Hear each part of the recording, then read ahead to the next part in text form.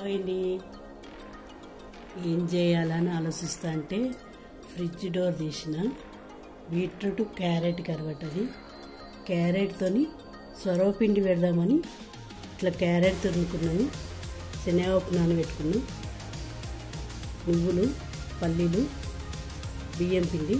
కరివేపాకు పచ్చిమిరపకాయలు పేస్ట్ అండి పచ్చిమిరపకాయలు ఎల్లిపాయలు ఉప్పు జీలకర్ర వేసుకుని పేస్టు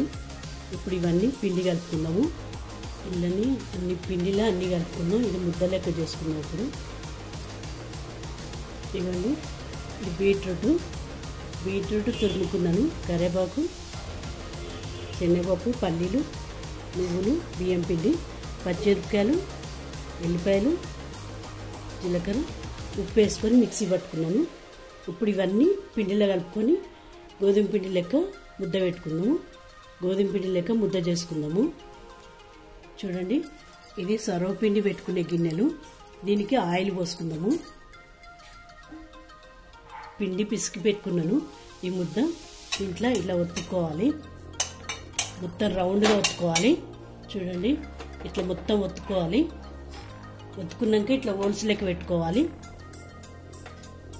చూడండి స్టవ్ వెలిగించుకొని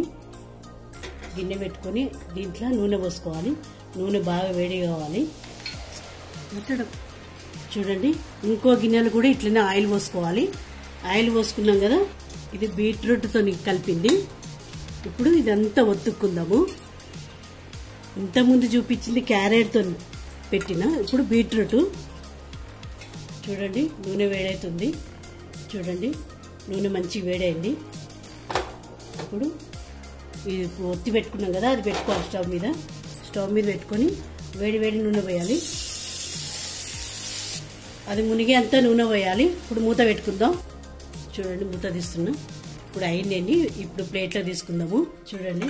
ప్లేట్లో తీసుకుంటాను చూడండి ప్లేట్లోకి వేసుకుందాం చూడండి ఇప్పుడు బీట్రూట్ పెట్టుకున్నా స్టవ్ మీద పెట్టుకొని ఇట్లా ఆయిల్ పోసుకోవాలి నూనె పోసుకున్నాం కదా ఇప్పుడు మూత పెట్టుకుందాం చూడండి అయిపోయింది ఇప్పుడు నూనె అంతా వంపుకుందాము చూడండి నూనె అంతా వంపుకుందాం చూడండి ఇది క్యారెట్ సొరపిండి ఇది బీట్రూట్ చూడండి ఎంత మంచిగా అయిందో ఎంత మంచి కరకర కాలిందో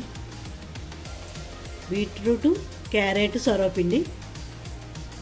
దీన్ని తపాలా చెక్క అని కూడా అంటారండి కొంతమంది బీట్రూట్ క్యారెట్ సొరపిండి రెడీ అయింది వెరైటీగా ఉంటుందండి పిల్లలు ఎంతో ఇష్టంగా తింటారు బీట్రూట్ క్యారెట్ సొరపిండి